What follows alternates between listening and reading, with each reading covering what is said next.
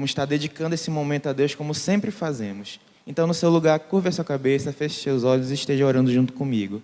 Pai amado, nós te agradecemos, Deus querido, por mais esse momento, por mais essa manhã preciosa, Senhor Deus amado, que vamos aprender mais de Ti, Senhor Deus. Pai amado, abre os nossos corações, abre a nossa mente, Pai querido, para receber aquilo que o céu tem para derramar, Pai querido. Deus amado, que Tu não retenhas nada, Pai querido, daquilo que Tu queres falar aos nossos corações. Deus, simplesmente me usa como um bom instrumento em Tuas mãos. Que nada saia de mim, Deus amado, mas seja apenas o Teu Santo Espírito falando através da minha vida, Pai querido, nessa manhã. É o que eu te peço e desde já te agradeço. Amém, amém e amém. Pode sentar. Quem está com Bíblia, abre a sua Bíblia lá em Juízes, capítulo 7. Vamos começar com a nossa leitura. Também esteja com a sua revistinha aberta. Juízes, capítulo 7. Quem encontrou diz amém? Certo, vamos estar iniciando a nossa leitura. Juízes, capítulo 7, a partir do verso 1, diz o seguinte. De madrugada, Jerubbaal, isto é, Gideão, e todo o seu exército acamparam junto à fonte de Arode. O acampamento de Midian estava ao norte deles, no vale, perto do monte Moré. E o Senhor disse a Gideão, você tem gente demais para eu entregar Midian nas suas mãos, a fim de que Israel não se orgulhe contra mim, dizendo que a sua própria força o libertou. Anuncie, pois, ao povo, que todo aquele que estiver tremendo de medo poderá ir embora do monte Gileade. Então, 22.000 homens partiram, e ficaram apenas 10.000. Mas o Senhor tornou a dizer a Gideão, ainda há gente demais, desça com eles à beira d'água, e eu separarei os que ficarão com você. Se eu disser, este irá com você, ele irá. Mas se eu disser, este não irá com você, ele não irá. Assim, Gideão levou os homens à beira d'água, e o Senhor lhe disse, separe os que beberem água, lambendo-a como faz o cachorro, daqueles que se ajoelham para beber. E o número dos que lamberam a água, levando a mão à boca, foi de 300 homens. Todos os demais se ajoelharam para beber. O Senhor disse a Gideão, com os 300 homens que lamberam a água, livrarei vocês e entregarei os midianitas nas suas mãos. Mande para casa todos os outros homens. Gideão mandou os israelitas para as suas tendas, mas reteve os 300, e estes ficaram com as provisões e as trombetas dos que partiram. O acampamento de Midian ficava abaixo deles, no vale. Naquela noite, o Senhor disse a Gideão, levante-se e desça ao acampamento, pois vou entregá-lo nas suas mãos. Se você está com medo de atacá-los, desça ao acampamento com o seu servo Pura, e ouça o que estiverem dizendo. Depois disso, você terá coragem para atacar. Então, ele e o seu servo Pura desceram até os postos avançados do acampamento. Os midianitas, os amalequitas e todos os outros povos que vinham do leste haviam se instalado no vale. Eram numerosos como nuvens de gafanhoto. Assim como não se pode contar a areia da praia, também não se podia contar os seus camelos. Gideão chegou bem no momento em que o homem estava contando um sonho ao seu amigo. Tive um sonho, dizia ele. Um pão de cevada vinha rolando dentro do acampamento midianita e atingiu a tenda com tanta força que ela tombou e se desmontou.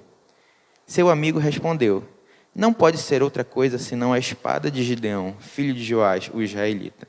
Deus entregou os midianitas e todo o acampamento nas mãos dele. Quando Gideão ouviu o sonho e a sua interpretação, adorou a Deus. Voltou para o acampamento de Israel e gritou, levantem-se. O Senhor entregou o acampamento midianita nas mãos de vocês. Dividiu os 300 homens em 3 companhias e pôs nas mãos de todos eles trombetas e jarros vazios com tochas dentro.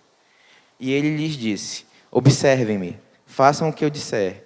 Quando eu chegar à extremidade do acampamento, façam o que eu fizer. Quando eu e todos os que estiverem comigo tocarmos as nossas trombetas ao redor do acampamento, toquem as suas e gritem, pelo Senhor e por Gideão. Gideão, os 6 homens que o acompanhavam, chegaram aos postos avançados do acampamento pouco depois da meia-noite, assim que foram tocadas as sentinelas. Então tocaram as suas trombetas e quebraram os jarros que tinham nas suas mãos. As 3 companhias tocaram as trombetas e despedaçaram os jarros, empunhando as tochas com as mãos esquerdas e as trombetas com a direita. Gritaram, a espada pelo Senhor e por Gideão. Cada homem mantinha sua posição em torno do acampamento, e todos os midianitas fugiram correndo e gritando. Quando as 300 trombetas soaram, o Senhor fez com que em todo o acampamento os homens se voltassem uns contra os outros com as suas espadas. Mas muitos fugiram para Betsida, em direção a Zererá, até a fronteira de Bel-Amelá, perto de Tabate. Vamos ler até aqui. Amém, gente. Para a gente começar, enfim, eu vou dar uma pequena introdução do contexto que se encontra na época de Juízes. O contexto era o seguinte: havia Israel novamente pecado por idolatria. Olha só, mais uma novidade, como se Israel já não tivesse feito isso muitas vezes anteriormente. Então, novamente, Israel tinha se entregado ao pecado de idolatria e o Senhor acabou entregando ele na mão dos midianitas, que acabou oprimindo o povo de Israel durante 7 anos. Assim, o povo faz o quê? O povo novamente clama ao Senhor, novamente se volta para Deus. E Deus atende o pedido de clamor daquele povo. E por ouvir o pedido de clamor daquele povo, o que acontece? Deus levanta Gideão.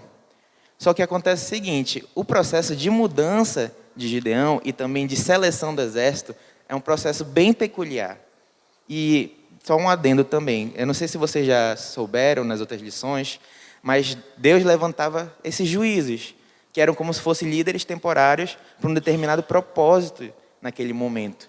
Então, ele não era uma liderança fixa, era uma liderança que era levantada por Deus para um determinado propósito para aquele momento. Ou para guerrear, ou para organizar, ou para administrar algum governo provisório. Então, ele não era uma liderança fixa, por exemplo, como Moisés era. Assim, a gente vai falar sobre o capitão, que era justamente Gideão. E Gideão, ele tinha algumas particularidades que são muito interessantes, não simplesmente só por Gideão em si, mas também para a gente trazer para a nossa vida. A primeira delas era o seguinte, como a gente leu aqui no capítulo 7, mais a parte já da guerra em si. Só que se a gente voltar um pouquinho, lá para o capítulo 6, a gente vai entender como foi que Deus fez para poder encontrar Gideão e selecionar ele, dizer: olha, Gideão, vai ser você que vai comandar o exército, vai ser você que vai ser o libertador das mãos dos midianitas. Então, como é que ocorreu esse processo? Primeiramente, Deus ele vai enviar o quê? Um anjo para encontrar Gideão. E o que é interessante nessa parte? É interessante a gente notar onde Gideão estava. Em que local Gideão estava. Gideão ele não estava em um local simples. Ele estava malhando trigo dentro de um lagar. Isso que é interessante, ele estava malhando trigo dentro de um lagar. Por que isso? Bem, porque o povo midianita, ele era um povo muito cruel. Ele era um povo muito perverso. Então, quando eles oprimiam um povo, quando eles subjugavam um povo, o que acontecia? Eles iam e não apenas subjugavam esse povo, mas eles também o quê? Destruíam as plantações daquele povo. Destruíram os monumentos daquele povo. Então, acontecia isso. Eles subjugaram o povo de Israel e começaram a destruir as plantações dele. E o povo ficou com medo, porque de onde vem a provisão deles? Vem das plantações. Então, quando o anjo encontra Gideão, Gideão está o quê? Escondido. Onde era para ser um tanque, que é o lagar, ele é um tanque de amassar uvas. Onde era para ser um tanque de amassar uvas, Gideão está lá escondido fazendo o quê? Malhando trigo. Com medo de quê? De que os midianitas descobrissem ele e pegassem a produção dele e queimassem, destruíssem. Isso revela o que para a gente? Isso revela que Gideão, ele estava com medo, ele estava escondido, ele não estava à vista para que ele pudesse ser descoberto. Não, ele estava escondido, justamente pelo medo do quê? Da opressão. Assim, eu trago mais um versículo para vocês, que está lá em 1 João 4,18.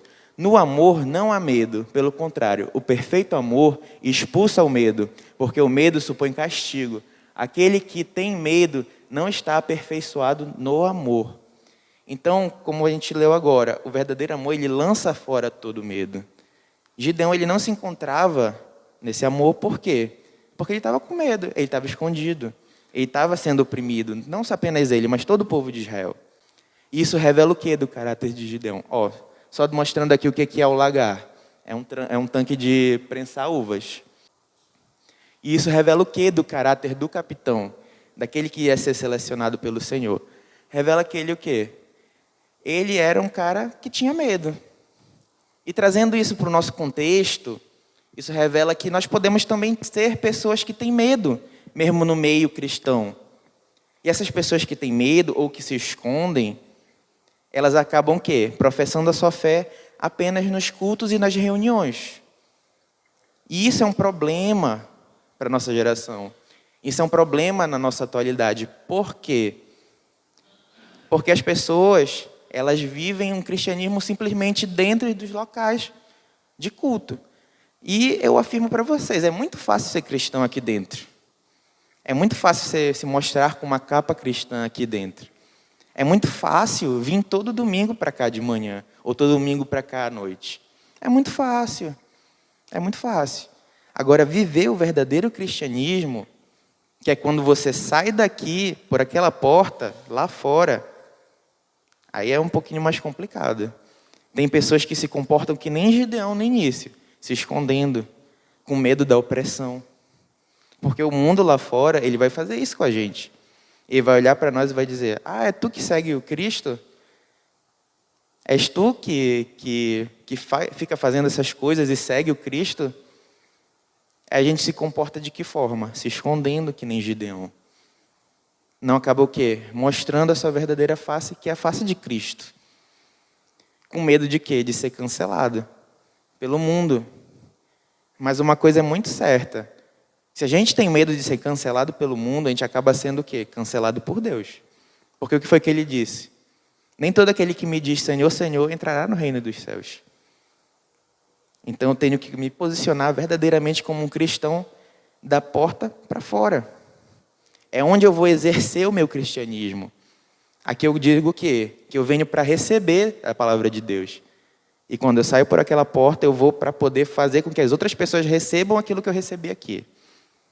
Você tem botado isso em prática? Ou você tem feito que nem Gideão no início, se escondendo, com medo de opressão? Comece a refletir um pouquinho sobre isso. Outra coisa também que é importante a gente relatar é que em 2 Coríntios 5:20 diz o seguinte: portanto, somos embaixadores de Cristo, como se Deus estivesse fazendo o seu apelo por nosso intermédio. Por amor a Cristo lhe suplicamos, reconciliem-se com Deus. Então, nós somos o quê? Embaixadores de Cristo aqui na Terra.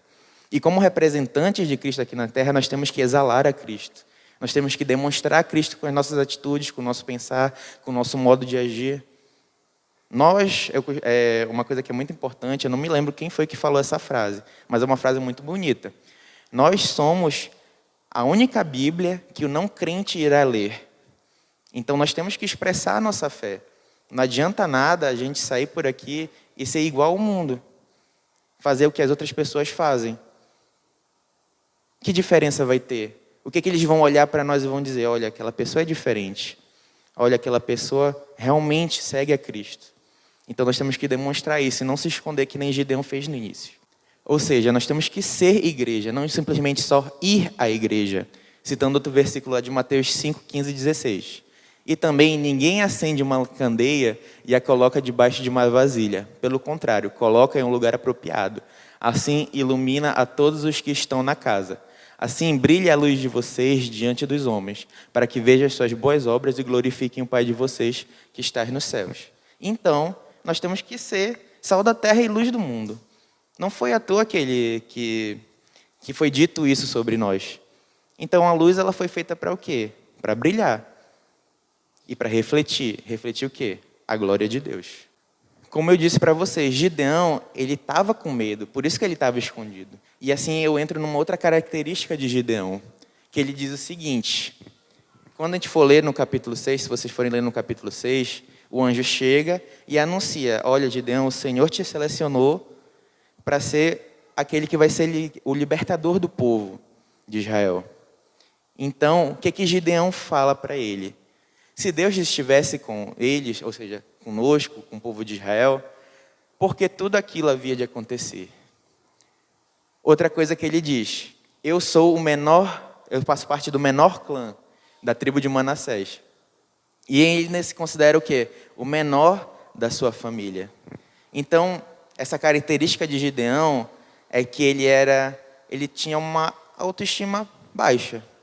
Ele olhava para ele e ele se percebia o menor clã do menor clã, se percebia o menor da sua família. Ele buscava justificativas naquele momento para não assumir o compromisso dele. Porque uma coisa que a gente tem que pensar naquele momento é que um anjo do Senhor chegou com ele e falou o que era para ele fazer. Chegou para ele e disse: olha, é você que o Senhor selecionou. E eu não sei vocês, mas se um anjo do Senhor chegasse comigo, eu não ia ter dúvidas do que era para fazer. Mas Gideão, ele era muito seguro. Ele olhava para ele, ele se achava o menor. Não que a gente não deva ser humilde, mas a gente também não pode impedir com que o Senhor faça a obra na nossa vida por medo. Como eu escrevi aqui, o medo faz com que a gente crie justificativas diversas para não assumirmos os nossos compromissos. Então o Senhor, Ele te selecionou para um propósito. Ele te botou aqui, não foi à toa. Não foi à toa que você está aqui nessa manhã. Então, pare para refletir se você está realmente vivendo o seu propósito ou você tem permitido o medo tomar conta da sua vida. E você simplesmente só vir aos cultos e nada mudar, e nada alterar. E nenhuma outra pessoa ser alcançada pela sua vida. Porque uma coisa é muito certa. Para mim, bênção só é bênção quando ela alcança outra pessoa. E você tem recebido muitas bênçãos aqui nesse púlpito. E o que você tem feito com essa bênção? Essa bênção tem alcançado outra pessoa? Essa bênção tem chegado a outros ouvidos? Porque isso aqui é boas novas. Você tem anunciado a palavra das boas novas? Olhe para trás. Bora fazer um exercíciozinho. Olhe para trás. Pode olhar, todo mundo que estiver aqui. Olhe para trás. Vocês estão vendo os bancos vazios? Eu tenho certeza que se vocês trouxessem pelo menos uma pessoa para estar aqui, isso faria muita diferença. Mas você tem cumprido esse papel? Porque eu tenho certeza que se você sair daqui dessa igreja e passear pelo menos por essa via aqui, só por essa via, eu tenho certeza que você consegue convidar muita gente para cá. Porque o que a gente quer não é número. A gente quer o quê? Que pessoas conheçam a Cristo.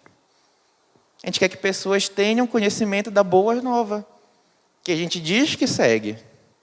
Não é verdade? Se a gente tem amor por essa palavra, então a gente quer que outras pessoas também conheçam. Então a gente precisa cumprir o quê? O ID, sem medo. Gideão, ele tinha diversas justificativas naquele momento. E ele criou justificativas por quê? Porque ele sentiu medo. Ele se sentia inseguro. Ele não tinha uma grande autoestima. E eu pergunto, você está nessa mesma situação que Gideão? Então, qual o medo que tem te impedido de crescer em Cristo? Gideão, ele naquele momento que ele recebeu aquela notícia que ele seria o libertador, ele olhou para si e olhou para a situação em que se encontravam de opressão do povo e teve medo. Porque ele se percebeu o quê? Incapaz. Ele se percebeu inseguro. A fé dele foi abalada. Ocorreu uma batalha na mente dele que o inimigo estava jogando. Olha, não vai porque tu não consegue, tu é o menor do teu clã. Tu é o menor da tua família, teu clã é o menor. Trazendo para vocês aqui Josué 1,9, que é bem conhecido. Né? Não fui eu que lhes ordenei, seja forte e corajoso. Não se apavore nem desanime, pois o Senhor, o seu Deus, estará com você por onde você andar. Gideão, ele estava enfrentando um grande problema de incredulidade. Porque ele pediu sinais, mesmo com um anjo, mas mesmo assim ele ainda pediu um sinal para Deus. E não foi um, foi dois e ainda teve um terceiro que o Senhor realizou sem ele pedir.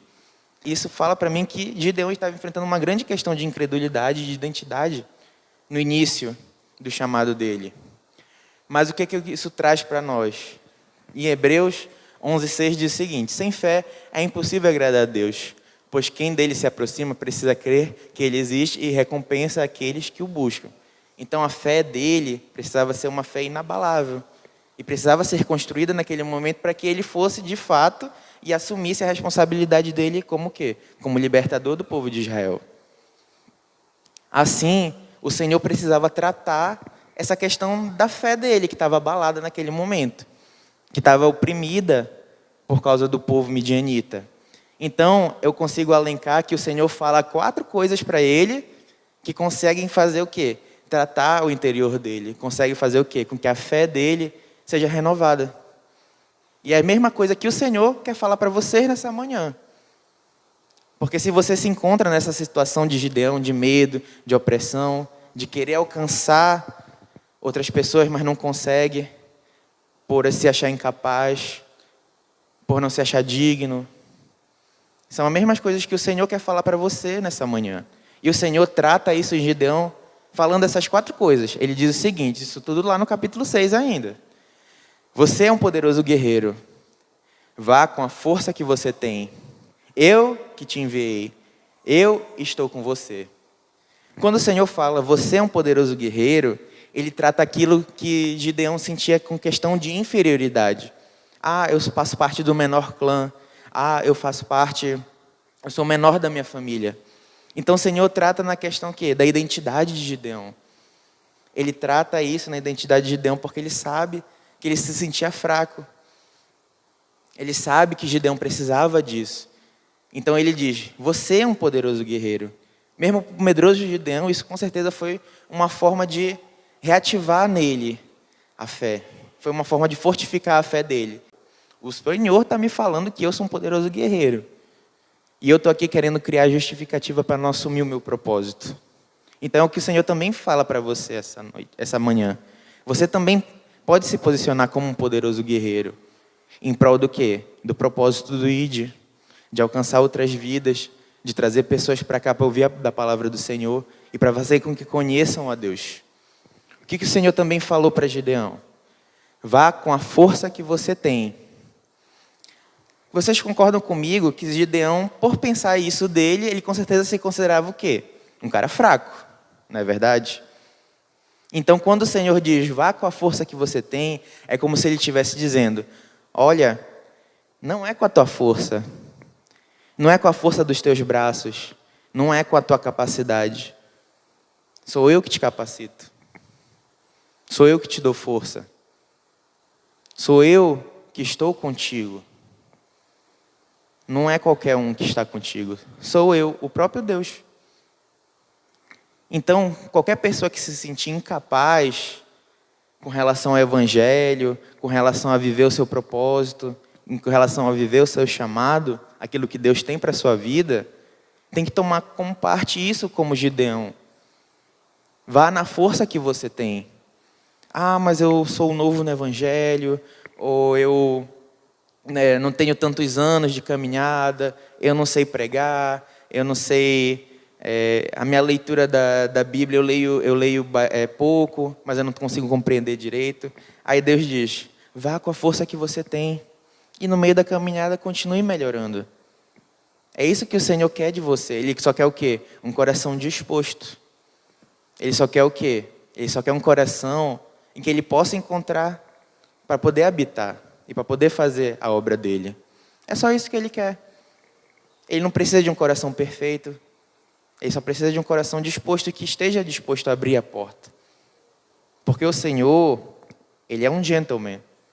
Ele é educado. Ele nunca vai invadir o nosso coração. Ele só vai entrar a partir da medida que a gente der espaço para Ele.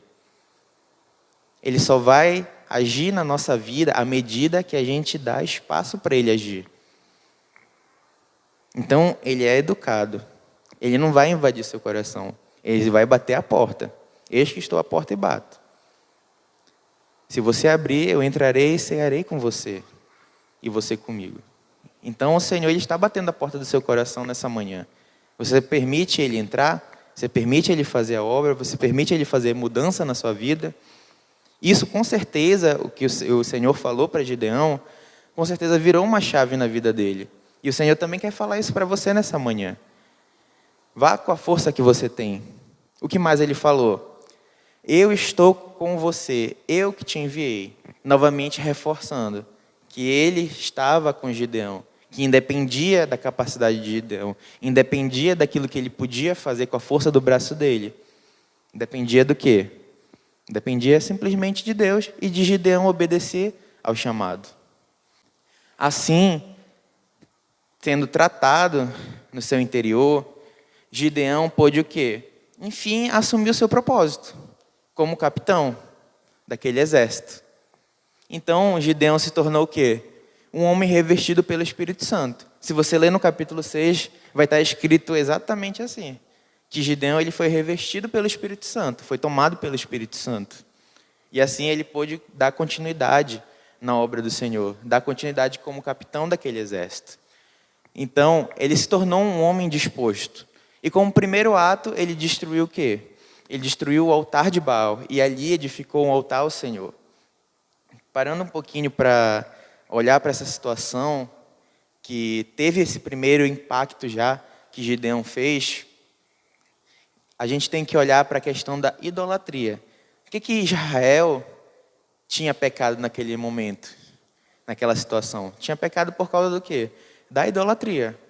Então, aquela destruição daquele altar de Baal foi o primeiro simbolismo para dizer, olha, Israel não vai mais se submeter a essa opressão. Israel já não vai estar mais o quê?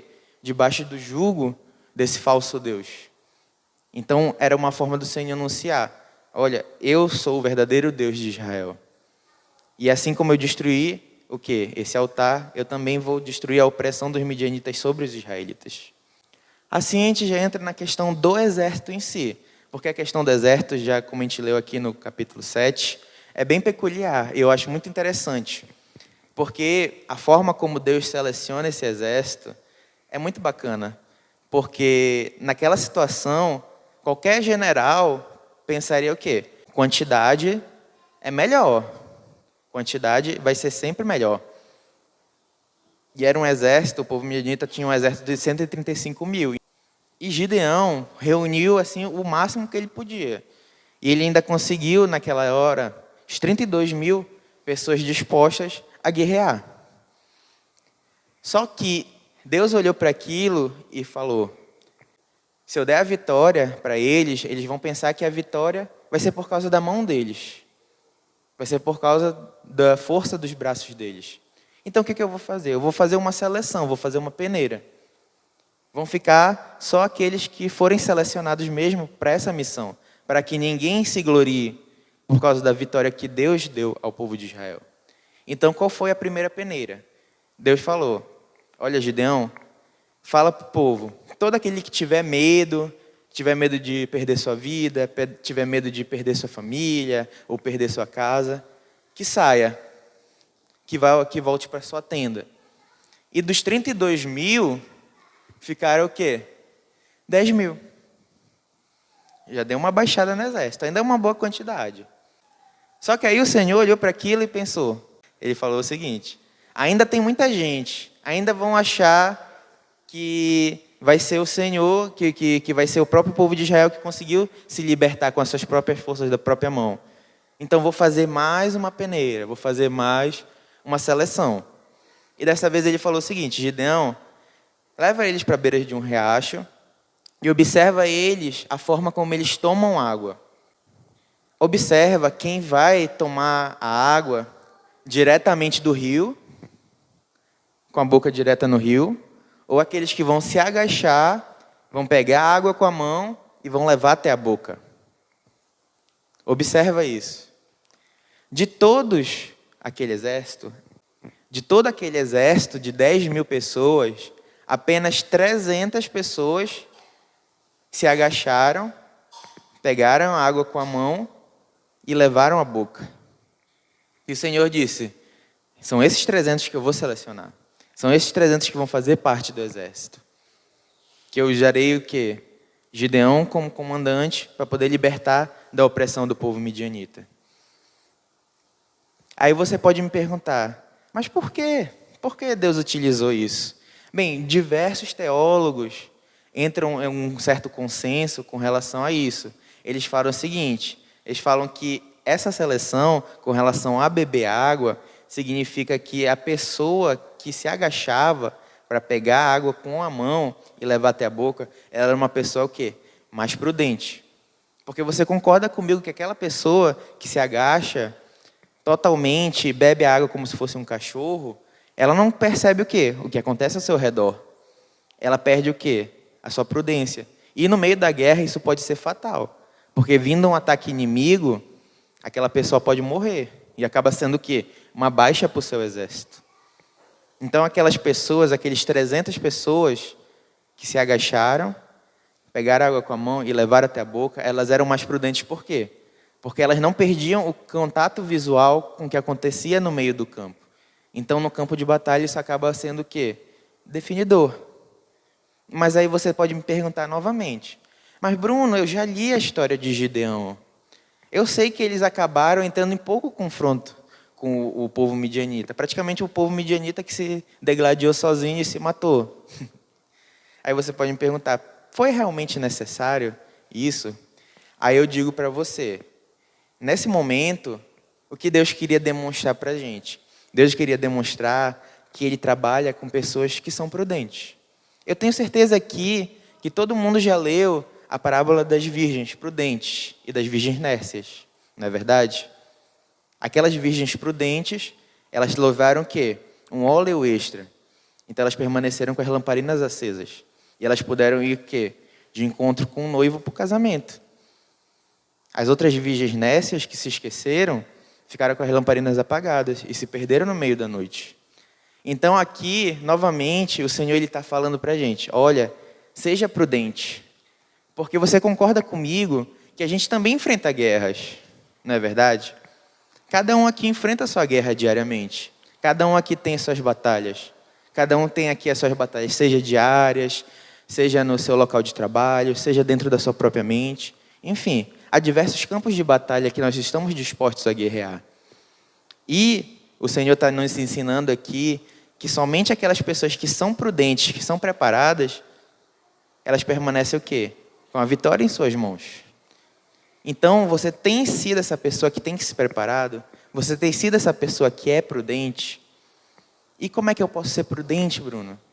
Eu digo para você, conhecendo a palavra de Deus.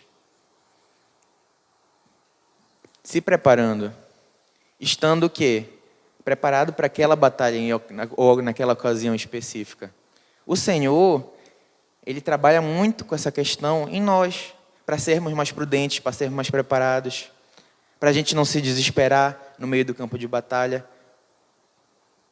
As nossas batalhas, elas vão conseguir ser vencidas com a mão do Senhor, mas a preparação, ela é de suma importância.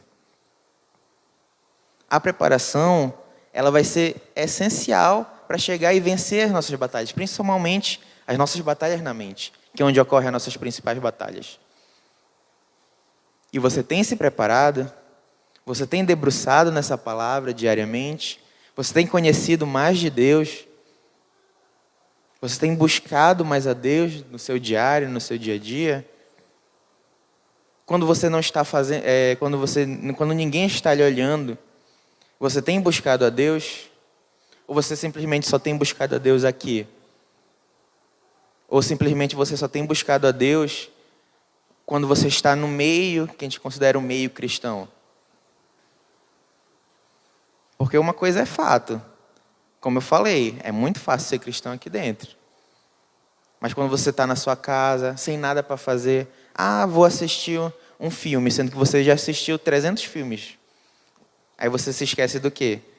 De ler a palavra. Nem que seja um capítulo por dia. Mas leia, se prepare, seja prudente. Não permita que você perder uma guerra por falta de preparação, por falta de prudência. Aqui o Senhor, Ele selecionou os prudentes. E Ele também vai selecionar os prudentes para quê? Para o propósito dEle. Então, se você quer dizer, eis-me aqui, Senhor, verdadeiramente, então você tem que começar a se posicionar como esse prudente. Como os 300 prudentes. Como está escrito lá em Mateus 9, 37, 38, diz o seguinte: então disse aos seus discípulos, a seara é grande, mas os trabalhadores são poucos. Peçam, pois, ao Senhor da seara que envie trabalhadores para a sua seara. Então, você tem se disposto como um trabalhador da seara? Você tem se posicionado com relação àquilo que o Senhor quer para a sua vida? Porque o Senhor, Ele não quer simplesmente que você só faça parte de uma igreja. O Senhor simplesmente não só quer que você venha de manhã. O Senhor quer que você alcance vidas. O Senhor quer que você leve a palavra dEle para outras pessoas. Mas Bruno, eu tenho vergonha, eu tenho medo de falar, eu tenho dificuldade, eu sou tímido. O Senhor vai te usar de diversas formas. Você não precisa ser uma pessoa eloquente, você não precisa saber pregar para estar anunciando a palavra do Senhor. A sua vida, o seu próprio comportamento, o seu próprio posicionamento, as escolhas que você toma, as ideias que você passa, uma conversa que você tem com uma pessoa do seu trabalho, uma pessoa da sua faculdade, isso pode mudar a vida dela. E você nem percebe e nem presta atenção. Porque não faz o quê? Não se prepara. Porque não faz o quê? Não se posiciona como um desses poucos trabalhadores da seara. Então, nessa manhã, eu quero que você comece a refletir sobre isso. E realmente se posicionar como um trabalhador da seara. A realmente buscar aquilo que o Senhor tem de propósito para a sua vida. Não simplesmente só vindo aqui para a igreja, mas realmente, como eu falei, ser igreja, independente do local onde você está. Assim, nós temos os 135 mil do exército midianita contra os 300, não de Esparta, mas os 300 de Gideão. E qual era a grande questão? E agora? O que eu faço com 300 pessoas para enfrentar um exército de 135 mil? A diferença era o quê? Enorme. Vocês concordam comigo, não é? Então, o que era crucial para a vitória? A estratégia. A forma como eles iriam guerrear. E o Senhor deu direcionamento para aquela estratégia. Qual era a estratégia naquela situação? Eles eram 300, Gideão pegou, dividiu em 3 companhias, ou seja, ficou uma companhia de 100 cada. Distribuiu isso de noite, distribuiu ao redor do acampamento midianita dos 135 mil. E deu para eles o quê? Tochas, cântaros e trombetas. E disse, olha, quando eu começar a soar a trombeta, todo mundo faz também. Começa a soar, pega o cântaro, quebra, pega a tocha, levanta para cima. E deixa o Senhor trabalhar. E foi exatamente isso que aconteceu. Chegou no meio da noite um breu, no meio do exército. Chegou lá, Gideão tocou a trombeta, todo mundo começou. E o que aconteceu? O Senhor confundiu a cabeça dos midianitas. Pensaram que era o quê? Que era um exército ainda mais numeroso que eles. Então eles saíram das tendas, e como estava escuro, eles não estavam enxergando quase nada. Eles pegaram as próprias espadas e eles mesmos se degladiaram. Eles mesmos se mataram naquela situação. Dos poucos que sobraram, o exército de Gideão foi lá, perseguiu e derrotou também. Então, querendo ou não, no final do dia, Deus concedeu a vitória ao povo de Gideão, ao povo israelita. E o que isso reflete para mim, na minha vida espiritual? Gideão, ele guerreou utilizando o fator surpresa. Mas principalmente do que o fator surpresa, mais importante que o fator surpresa, era a presença do Senhor ali naquela situação. O Senhor, ele vai mostrar quem está do seu lado nas trincheiras. Começa a perceber, começa a dar prioridade para isso. Gere comunhão. É que a comunhão gera vida. A intimidade com o outro gera vida. No meu dia mal, eu tenho alguém com quem eu posso contar. Eu tenho alguém a quem recorrer. Eu não vou estar sozinho no meio da minha caminhada. Assim a gente finaliza uma parte da história de Gideão, que são a parte dos capítulos especificamente 6 e 7. Espero que vocês tenham entendido, espero que vocês tenham gostado e principalmente eu espero que Deus tenha falado ao seu coração a isso. Eu quero fazer uma oração por você. Feche seus olhos no seu lugar, curva a sua cabeça. Esteja nesse momento orando ao Senhor. Não me espere começar a orar, sabe? O Senhor, ele tem grandes planos para a sua vida. Ele não quer que simplesmente que você faça parte de uma igreja. Ele quer que você seja a igreja. Ele quer cumprir um propósito na sua vida. Mas para isso você precisa o quê? Você precisa começar a perceber que você tem agido como um Gideão. Amém, Senhor. Graças te damos por essa manhã, Senhor Deus amado. Graças te damos, Pai querido, por essa palavra que Tu nos deste, Senhor. Pai amado, que cada um aqui possa humildemente reconhecer que tem agido como um Gideão na sua vida. tem medo, se esconde, não consegue expressar o seu evangelho daquilo que tem recebido aqui nesse púlpito. Mas, Senhor, nos ensina verdadeiramente, Deus amado, a buscar a Ti acima de tudo. Nos ensina, Senhor Deus, a vencer os nossos medos. Nos mostra, Senhor Jesus, quem são aqueles que estão nas trincheiras conosco, nos ajudando a lutar as nossas guerras, nos ajudando nas nossas batalhas. Nos faça nos aproximar dos nossos irmãos, que possamos ser um em comunhão contigo. E o quão preciosa é a tua comunhão, o quão precioso é estar em comunhão com os irmãos, o quão precioso é saber com quem a gente pode contar aqui na terra. Porque, Senhor, sabemos, Deus querido, que a nossa vida não é fácil, mas Tu não nos prometeste uma vida fácil. Tu prometeste, Senhor Deus amado, que teríamos aflições, mas em tudo Tu iria nos acompanhar. Deus, que possamos, Senhor Deus amado, a partir dessa manhã, buscar ser guerreiros fortes, ir na nossa própria força e perceber que Tu estás conosco, e perceber que é Tu que nos enviaste. Que possamos viver um propósito para Ti, que possamos, Senhor Deus amado, alcançar outras vidas, e aquele que o Espírito Santo está falando agora ao coração, que sabe que essa palavra é com você, comece a falar dentro de si mesmo: eis-me aqui, Senhor, envia-me a mim. Eis-me aqui, Senhor, para Teu propósito. Eu não quero viver uma vida vazia, uma vida religiosa, que eu só vou domingo a domingo para o culto e nada muda, e outras vidas não são alcançadas pela minha vida. Que isso acabe hoje, em nome de Jesus. Que nós possamos olhar para esses bancos vazios e ficarem satisfeitos, Senhor Deus amado, até outras pessoas possam estar ocupando eles e conhecendo a Ti verdadeiramente. Isso através da nossa vida. Nos usa conforme a Tua vontade, conforme o Teu querer. Nos faça alcançar pessoas a Ti. E que a nossa vida seja a essência de Cristo. Que as pessoas olhem para a gente e falem: esse é diferente. Eu quero seguir o Deus que ele segue. Se posicione assim.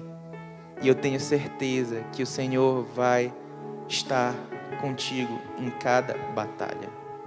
Em nome de Jesus é o que eu te peço e desde já te agradeço, Deus amado. Amém, amém e amém.